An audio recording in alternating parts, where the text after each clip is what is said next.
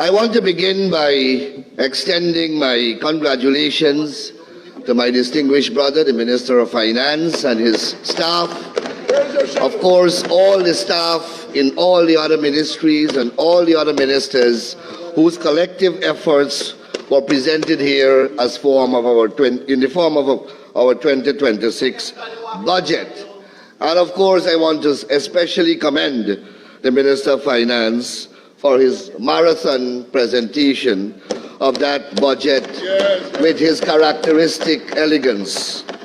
6.5 hours, I think. So, Mr. Speaker, coming low down in the batting order has given me the advantage of listening to a number of presentations, almost the entire opposition side, and I dare say, Mr. Speaker, with respect, an inexperienced opposition, but they regaled us in all types of lectures.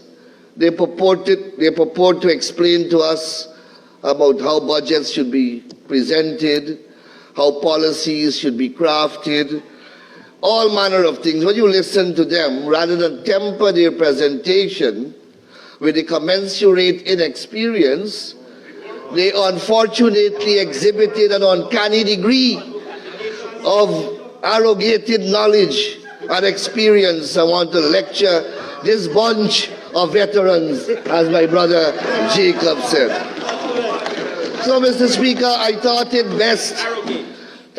best to put on the record again of this House that the People's Progressive Party, on whose behalf I have the privilege to speak, has been crafting and presenting budgets in the Colonial Assembly and in this National Assembly since the year 1953, 73 years ago.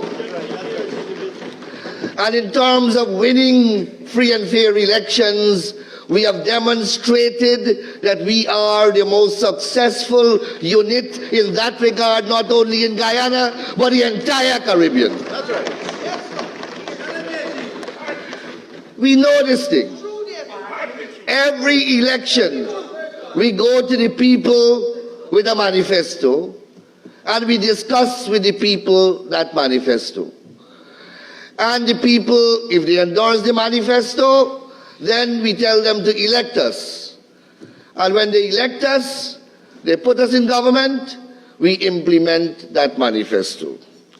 Mr. Speaker, that winning formula was once again employed in the September 1st elections.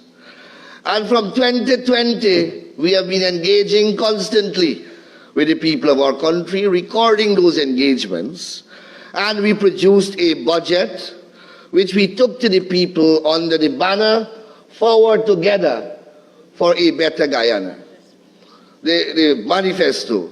And we traveled the length and breadth of this country, and we explained this manifesto to the people. We explained every policy. We explained every project. We explained every program.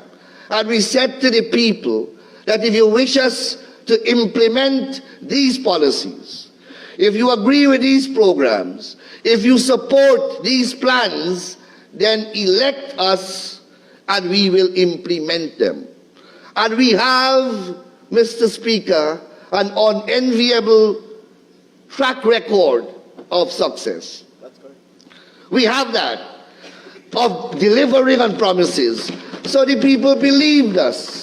And when the results of the 1st of September 2025 elections were revealed, some people had a heart attack. When the election results came out, we got 36 seats, meaning that the people voted solidly for those programs, solidly for those plans, and solidly for those projects.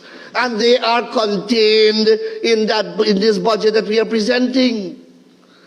So with the greatest of respect, you don't agree with it? You didn't vote for us. You didn't agree with it.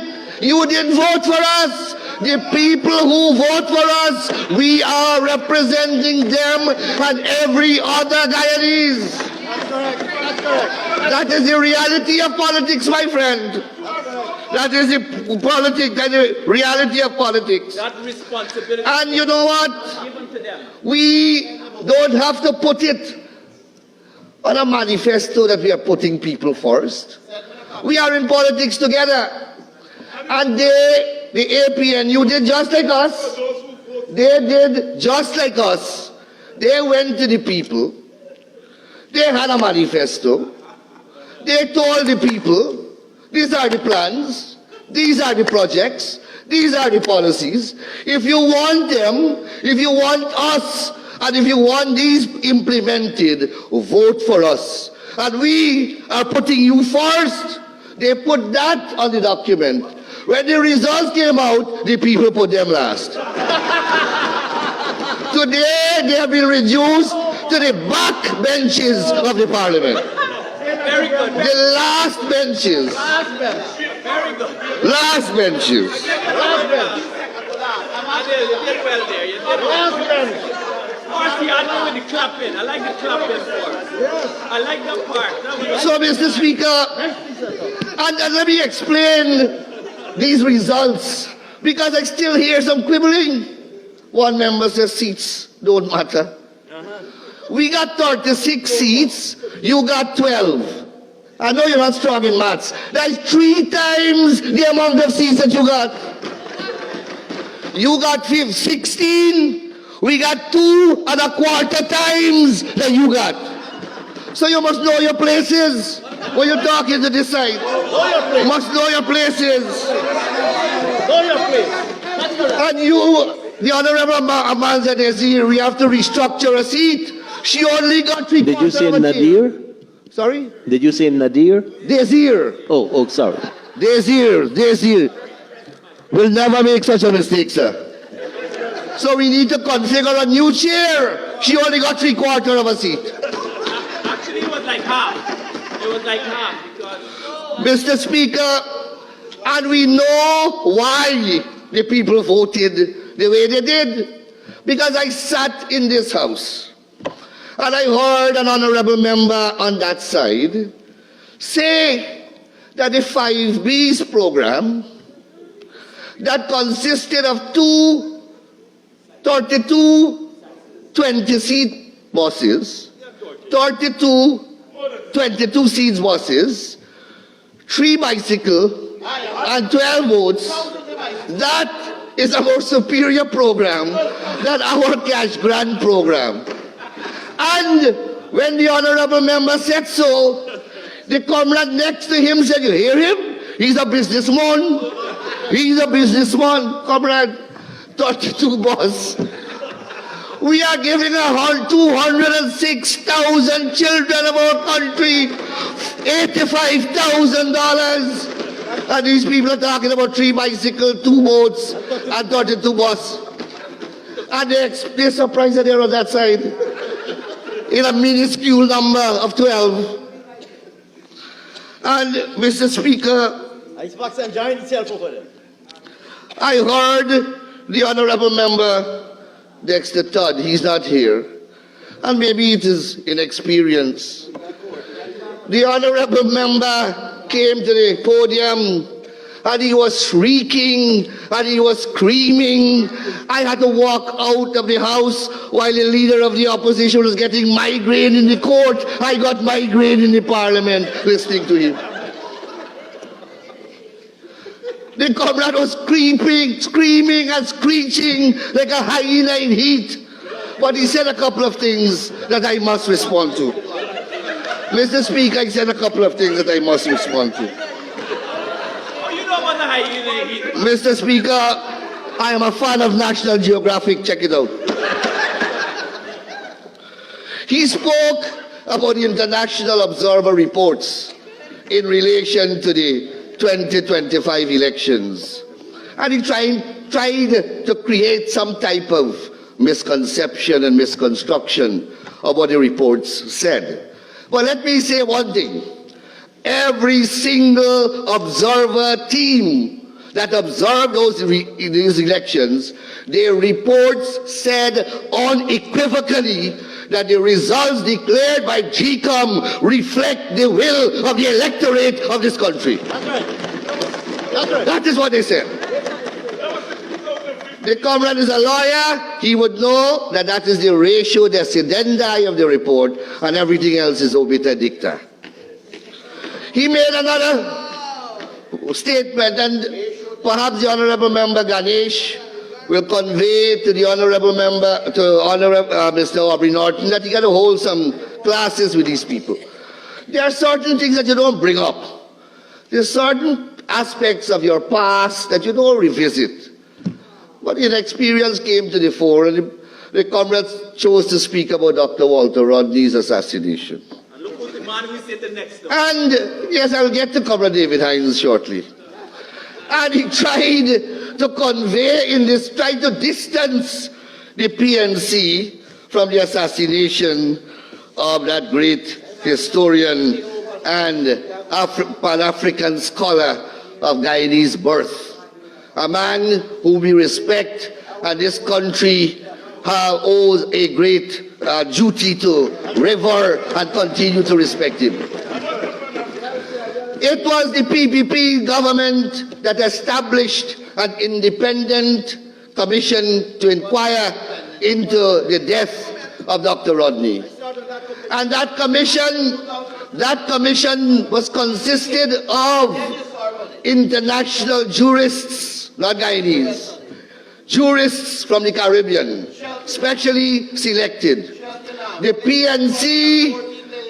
PNC appeared with counsel at that commission.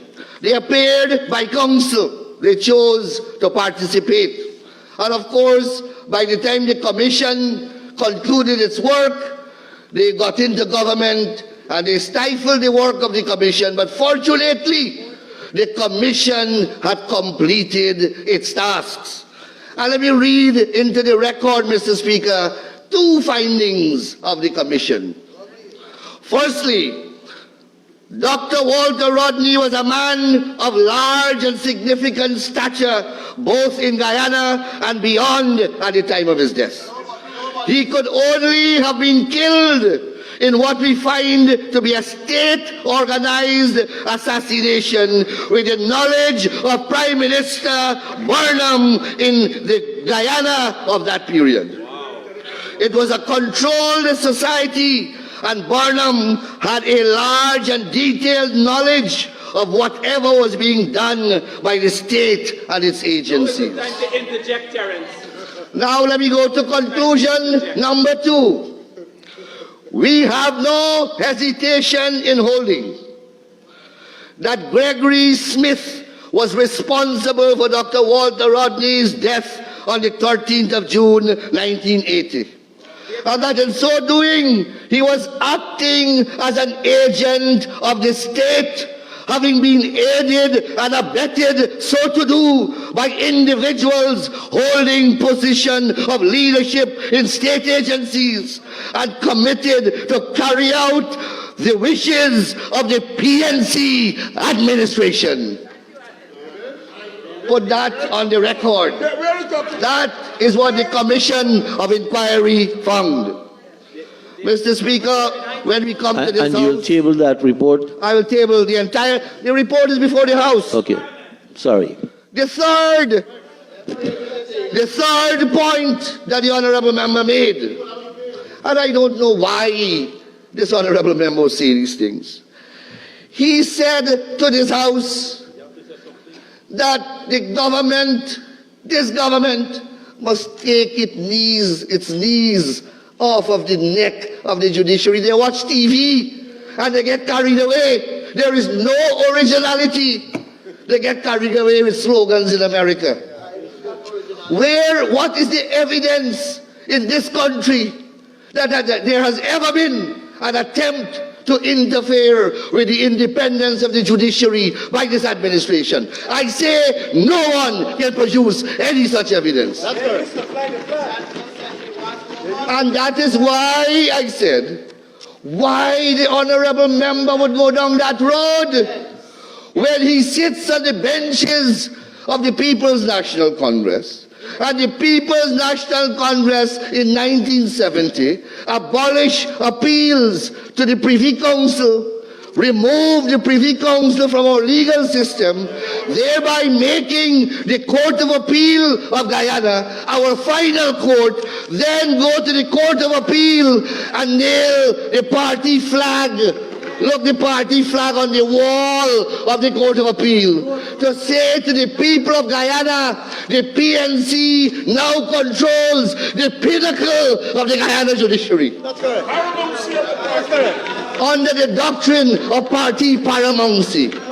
Inexperience. And this comrade comes here to cast aspersions on the PPP. My God. Let me get back to my presentation, Mr. Speaker. Mr. Speaker, I want to turn my attention now to the We Invest in Nationhood Party, a party that all of us would agree was born out of the most dubious circumstances. What is manifestly undoubted is had the honorable leader of the opposition not faced certain legal problems, none of you would have been there. You know that. Each and every one of you know that. You were born out of personal necessity. Born out of personal necessity. But we live in a democracy. We live in a democracy. No! You are so much scorned that you prefer to go over there. That's correct. That is correct. You have scarred the psyche of generations. You'd rather be over there than the More than 15 minutes. Mr. Speaker, when people have their personal problems, we stay away from it. That's common decency. That's the order of civil society. But when you begin to hold public office, when you are an elected member of the National Assembly, more so a leader of the opposition, then some aspect of your private business becomes our business, the people business, and the public business. And the matter is compounded by the fact that the honorable member chooses as his main platform anti-corruption, not corruption, anti-corruption. Now not banned. I got you, the Speaker. And he chooses the platform of transparency and accountability to launch his campaign. And nothing is wrong with that. Nothing is wrong with that. Those are virtuous and pious platforms to mount. But when you do that, you must know that it is not a one-way street. As the Honorable Member Swetnam, and I told you I'll quote you, she said it beautifully, and she made it a thematic aspect of her presentation. She said, accountability is not optional. Accountability is not optional.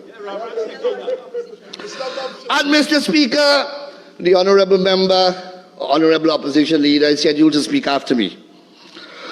And in my capacity as the most senior law officer in this land, I call upon him to explain to this Honorable House, and by extension, the people of this country, why he was sanctioned by the Office of Foreign Assets Control of the United States of America. Accountability, Swetnam, is not optional. He must come here and account to the people. And enforcement. He must come here and tell us. I call upon the Honorable Member to also explain why he's a subject of federal indictments in the United States of America on serious charges of money laundering and fraud. Accountability is not optional. Mr. Speaker, it is also common knowledge that the Honorable Member is the subject of an extradition request. It is also common knowledge that the honorable member is strenuously resisting the extradition process, as he's entitled to do. And let me say for the record, Mr. Speaker, that as Attorney General of this cooperative republic, I shall do as I have been doing, everything lawfully possible to ensure that he's accorded all the safeguards that the law and the Constitution guarantee to him.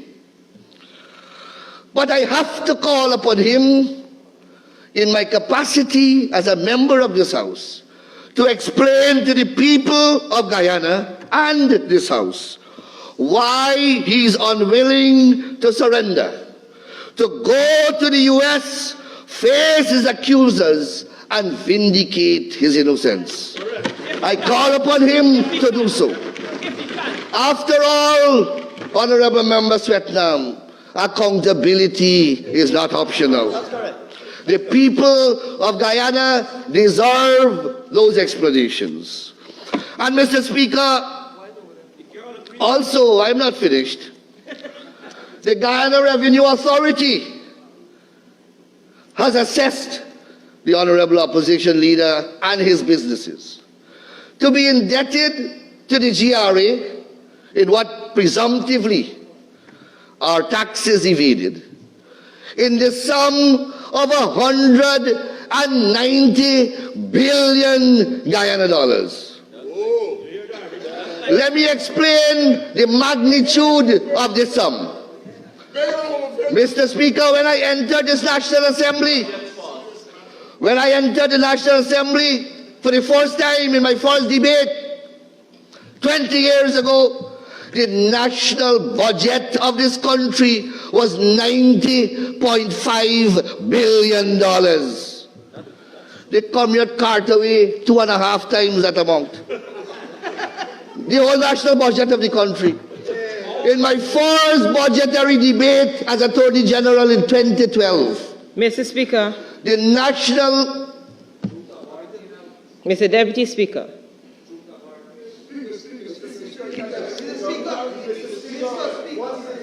Yes, honorable member. Mr. Speaker, I stand on 2 standing orders here for the 1-1, which requires the member to confine his or her observations to the subject under discussion, which is the budget, and standing order for the 1-6, which the member was just imputing improper motive to the member of assembly. The issue that he was talking as relates to GRA, it was before the court. They took it from the court, so it's not a case that it has been tried, and at this point he is imputing. Honorable member, the speaker had given a lot of latitude to persons, and so. Mr. Honorable Attorney Speaker, General, please continue. my presentation is very, very part of the budget. I just said that 2.5 national budgets were taken. And I'm going to say now that in my first budgetary debate as Attorney General of Guyana in 2012, the national budget was $192 billion, the entire country budget. The subject of that audit is 190 billion. It's another country's national budget we are speaking about. Where is the pundit? He worried about a couple, worried genuinely about Gaisuku. But you know, the whole of Gaisuku's budget, allocation in this budget is 13.4 billion. The allegation over there is 15 times that sum. It's 15 Gaisuku budget they gone with. Where the honorable member Nandrani Singh made a good point. She said that the budget has about over $70 billion of income tax in it. Great point. People pay a lot of taxes in this country. Check how many, I want the people of Guyana to divide 190 billion by 70 billion. And you will see how many times. About 3 times the size of all the taxes paid by the people of Guyana for the year 2025 carted off. It's 23 times the ministry budget. Mr. Speaker, I wanted to ask the Pandit if he could find two Chaupai in the Ramayana to help explain these atrocities that I'm speaking about. Or at least one verse in the Bhagavad Gita. Why he's not here. Well, Mr. Speaker, these are serious and damning matters. And that is why we cannot play politics with national matters. You don't come to the national parliament. That's what we were saying. And they were saying that we were being political. We are saying that this is the highest representative institution in this country. And when you come here, this is the, I have to say it, I don't want to sound immodest. This is the big league. This is the big league. If you are not qualified to represent the people of this country, don't come here. Don't come here. You dupe them at elections. We tried to educate them, but they were duped.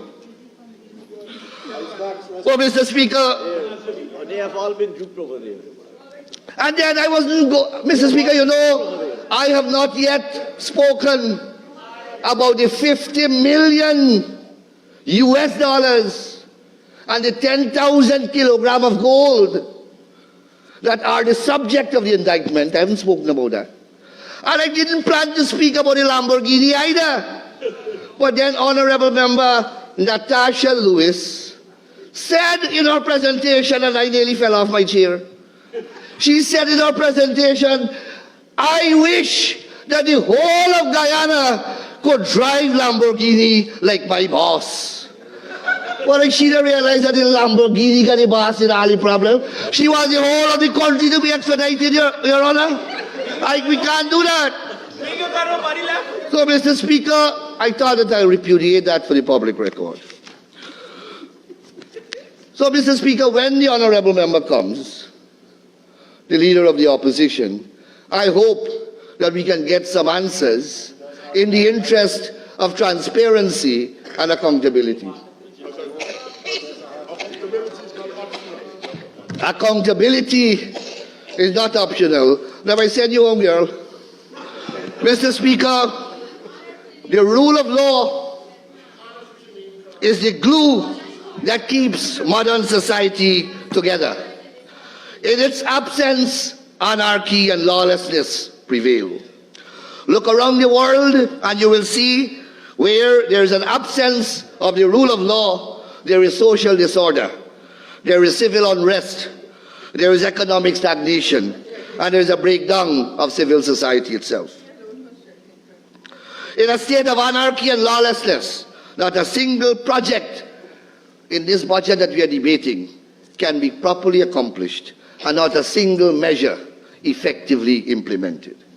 The Attorney General, Chambers, and the Ministry of Legal Affairs is a critical part of the state's architecture that ensures that there is adherence to the rule of law and obedience to the Constitution. The ministry holds executive responsibility in relation to the country's administration of justice. It is also this ministry's responsibility to work with other ministries and important agencies of state in order to design and craft the legislative agenda of Guyana. Most, if not all, the main policies, plans, and projects of the government require a statutory framework for their implementation and proper regulation. The Attorney General Chambers plays a significant role in designing and crafting this framework.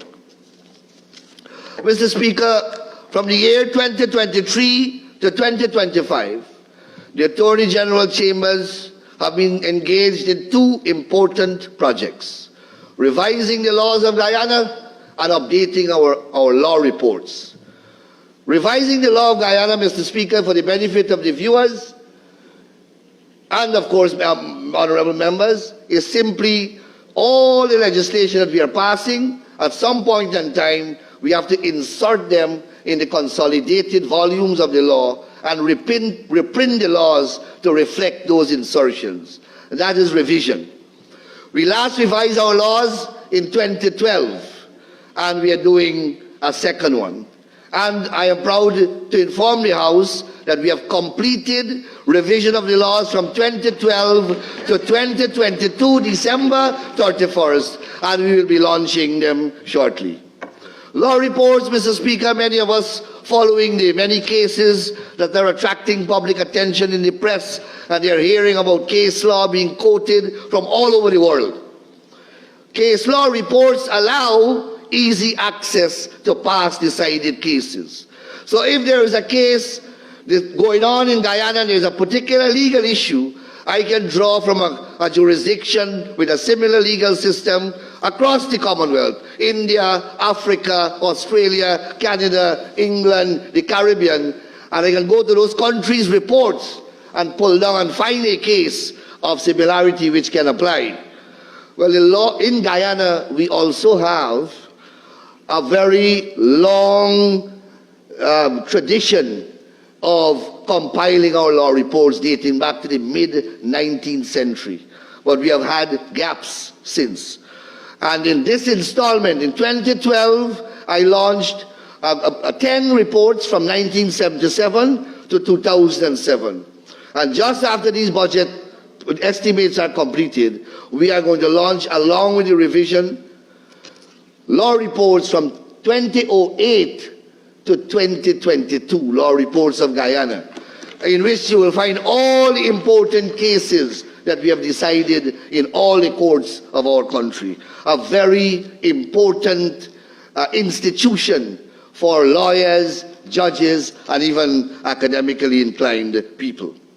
Mr. Speaker, since the year 1996, under the presidency of the great Dr. Cheddi Jagan, Guyana has been canvassing at the Council of Legal Education and elsewhere for permission to establish on these shores a regional law school.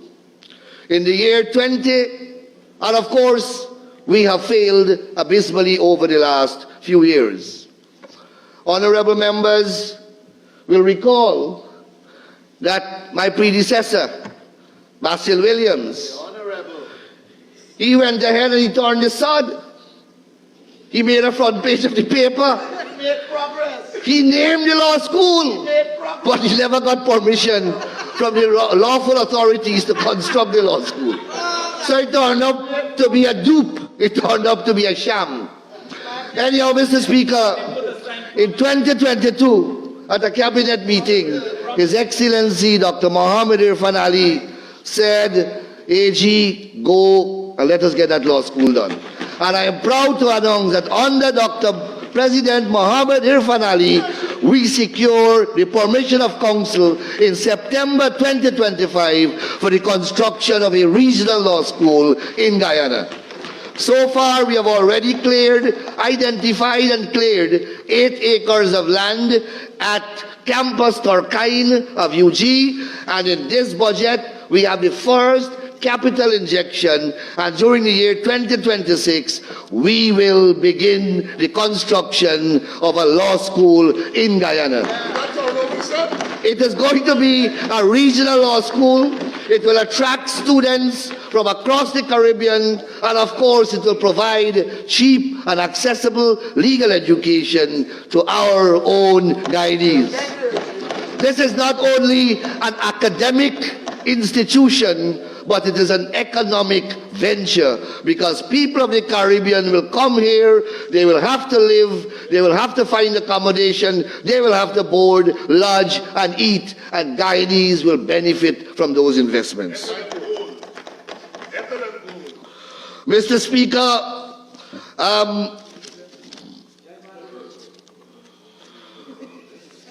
the Legal Affairs Ministry and the Attorney General Chambers is also responsible for representing the state of Guyana, both in Guyana and internationally. And as is public knowledge, the Attorney General Chambers coordinates with the Office of the President and the Foreign Affairs Ministry in assembling and be responsible for our representation at the International Court of Justice in the arbitral award matter between Guyana and Venezuela. And Mr. Speaker, I am pleased to inform the House that on the 27th of January 2026, all the parties in that case were notified by the court that the hearings on the merits of the case will open on Monday, the 4th of May 2026, and a detailed schedule for the hearings will be communicated shortly. Mr. Speaker, during the tenure of the APNU in government, they ran up debts, attracted liabilities, and put us in all sorts of problems across the globe. They took our rice from our rice farmers and millers, and they sold it, 7 million US of it in Panama, and never bothered to collect payment. We had to engage at the level of His Excellency the President. We engaged through the Ministry of Agriculture, through the Attorney General Chambers and the Foreign Affairs Ministry, and only in 2025 we were able to secure payment, and the Minister of Agriculture, my distinguished brother, who unfortunately has a personal problem right now, distributed the proceeds to our rice farmers and rice millers. Honorable Attorney General, you're in the last 5 minutes. I have last 5 minutes. Mr. Speaker, I have so much more to say. Mr. Speaker, we have been building.